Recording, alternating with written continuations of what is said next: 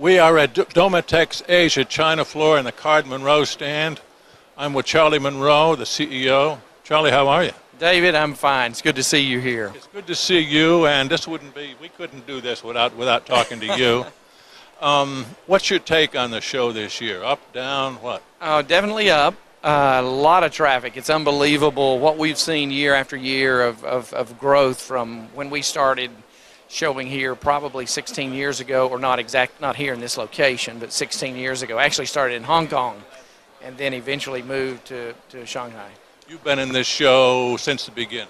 Yes. Well, since the beginning, I'm not certain about that, but within the first 16th year. Okay, so yeah. So the first or second year we started showing here. Now, you see people who are primarily exhibitors. I mean, you obviously see people in the carpet manufacturing business, many of whom exhibit, many of whom don't. That's right. Well, this is a great opportunity to catch those exhibitors, people who are exhibiting here, our customers and our potential customers who are manufacturers, in an environment where they understand the competitiveness of their own business, they understand the importance of product, and so they can be here. They're usually here with their salespeople, their product development people, their management people, sometimes even manufacturing people, usually manufacturing people. So it's an opportunity for that synergy to happen when they want to look at something new, a new piece of equipment that will give them styling capability, product capability they don't currently have. I guess it would be fair to say that the Chinese carpet producers have the most advanced manufacturing tools only because they're newer than people in Europe and North America. Would that be fair to say? Well, some of them do. Let me say that probably the top 8 to 10, maybe dozen, have really, really good equipment, the latest equipment. Yeah. How are you seeing the Chinese carpet manufacturing community change? I mean, I can think back 16 years ago, and it seemed like it was copying the rest of the world.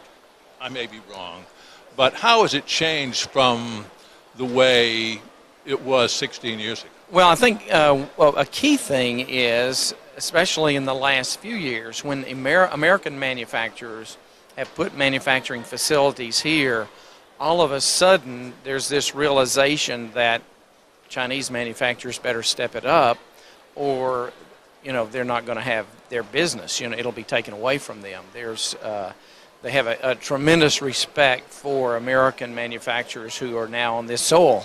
So that has created more change, more aggressiveness, more examining of their own business and what they need to do to be successful long term. The personnel at the Chinese producers, are those Chinese people primarily, and I'm talking R&D people and marketing people, or are they basically Western? Well, yeah, they're Chinese people for the most part, and to a degree, that's a problem for them because this is such a mobile society. Many of the people who work in Chinese carpet mills, many of the Chinese who work in those mills live in dormitories, and so they don't even have their own housing. So it is nothing for them to take another job at another place within that industry or not outside that industry. So turnover, especially now, you see labor cost, which was such an advantage here. It's still much lower than it is in Western world, but it's increasing pretty rapidly, and so it's difficult for the carpet mills to keep up with that. Is the carpet market growing? I mean, I guess it's growing because new hotels, new facilities are being built.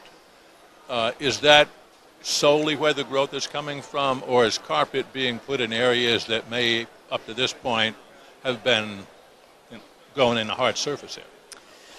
I don't know. That's hard to really hard to say. I think that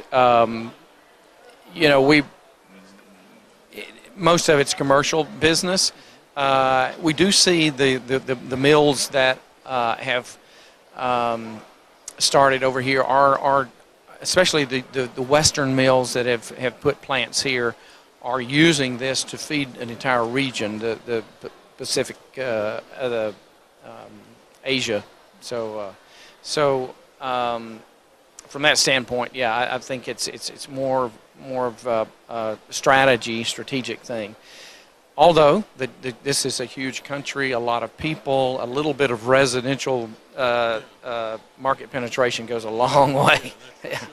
Once you stop and look at the numbers, you don't have to get a major share of the market to be able to sell an awful lot of product. That's right. That's right. A lot of automobiles today being built. A lot of Chinese people buying automobiles over here.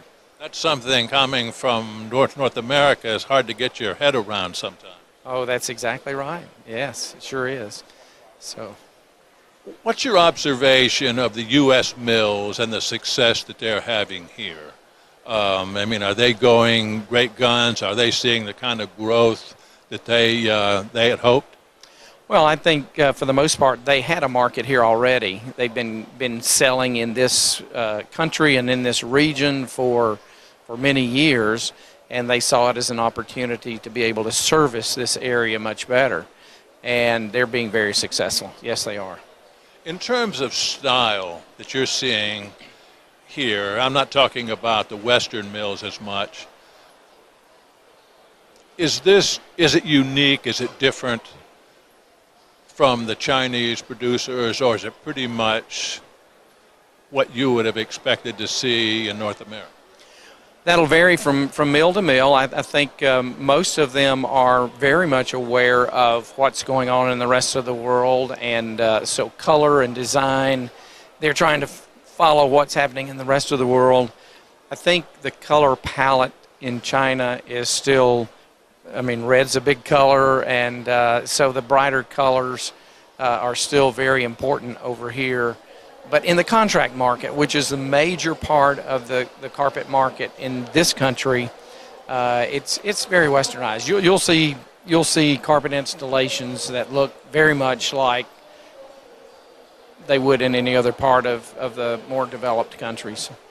I've asked several people while I've been here this trip if they see carpet becoming more popular in the residential arena. Everybody said yes. Now, I don't know what that's based on, but that's probably a lot more people than would have said it 5 years ago. Are you seeing anything, promising in that area? Well, to a degree, yes. I think so. It's still, you don't have, it's not really easy to measure that. But, yes, that's what we're seeing is, there's some things happening residentially, and that's what you want to see. It still is an environment, we've talked about this before, that is by and large, still has a dirty environment. The air is, they've made great strides in cleaning up the air, as you've seen over the years that you've been coming. But it's the environment is, there's still a lot of dirt there, and so that's an issue. How to clean carpet, vacuum sweepers. If you're a vacuum sweeper salesman over here, you're going to go broke. I mean, it's just more or less non-existent. So still has a long way to go before it's a sustainable part of the average household. I wish I didn't have to say that, but that's more or less what it is. I've heard people tell me they've seen people clean carpet with a bucket and a mop. They do some amazing things over here. Charlie, when a manufacturer here stops and talks to you, what do you tell them? What sort of technology are you talking about? Well, we sell what we can sell here, and we're very careful about what we sell. But by and large, certain mills are able to absorb some of our better technology, and I have done a very good job of that. we don't we want them to be successful with our equipment, and so we don't want to give them a piece of equipment that they're not ready for yet. So it's important. We're not successful unless they're successful. So it's important that we pay attention to that so they can build on successes. Yeah.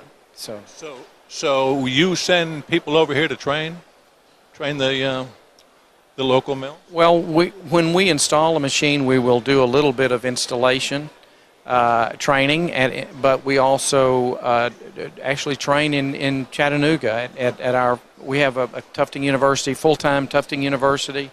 Heard that on the radio, somebody. Yeah, I think so. On your radio, as a matter of fact. And we have, this week, I think we'll surpass 600 people that we have trained in Tufting University. So that's been a great thing for us and a great thing for our customers to help them be able to be successful. Well, it's fascinating technology, whether you're in the carpet manufacturing business or not, and we'll have to have you back on to demonstrate that one of these times. Well, thank you. It's always good to see you. Wherever in the world we see you, but yeah, Dave. So great talking with you, and it wouldn't be here if I didn't want to, have this conversation at some point during this show. Charlie, thank you so much. You're welcome, Dave. Thank you. We've been talking with Charlie Monroe. We're in the Card-Monroe stand at Domotex Asia ChinaFloor, and this is Talk Floor TV.